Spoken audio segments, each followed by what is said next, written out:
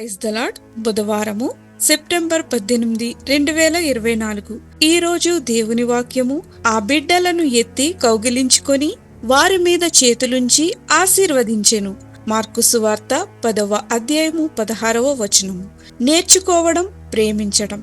స్కాట్లాండ్లోని గ్రీనోక్లోని ఒక ప్రాథమిక పాఠశాలలో ప్రసూతి సెలవులపై ఉన్న ముగ్గురు ఉపాధ్యాయులు పాఠశాల పిల్లలతో సంభాషించడానికి ప్రతి 2 వారాలకు వారి పిల్లలను పాఠశాలకు తీసుకొచ్చేవారు. ఆ చిన్న పిల్లలతో ఆడుకునే సమయం పిల్లలకు ఒకరి మీద దయ కలిగి ఉండడం లేదా ఇతరుల పట్ల శ్రద్ధ చూపే అనుభూతిని నేర్పుతుంది.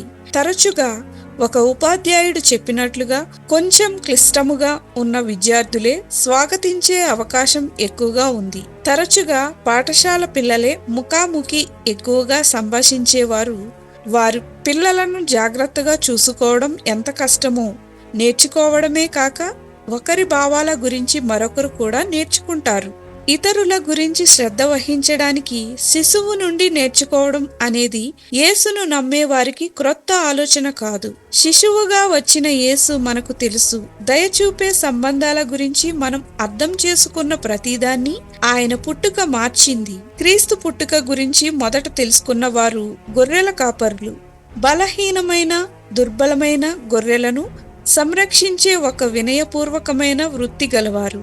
తరువాత పిల్లలను యేసు దగ్గరకు తీసుకువచ్చినప్పుడు పిల్లలను అనర్హులుగా భావించే శిష్యులను ఆయన సరిదిద్దారు. చిన్న బిడ్డలను నా యొద్దకు రానీయుడి, వారి నాటంకపరచవద్దు, దేవుని రాజ్యము ఇలాంటి వారిదే అని చెప్పారు. యేసు ఆ బిడ్డలను ఎత్తి కౌగిలించుకొని వారి మీద చేతులుంచి ఆశీర్వదించెను.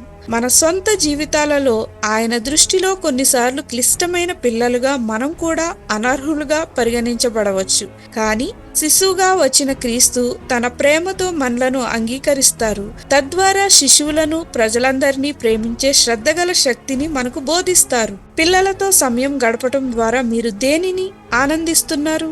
ఆలోచన చేయండి. ప్రార్థన.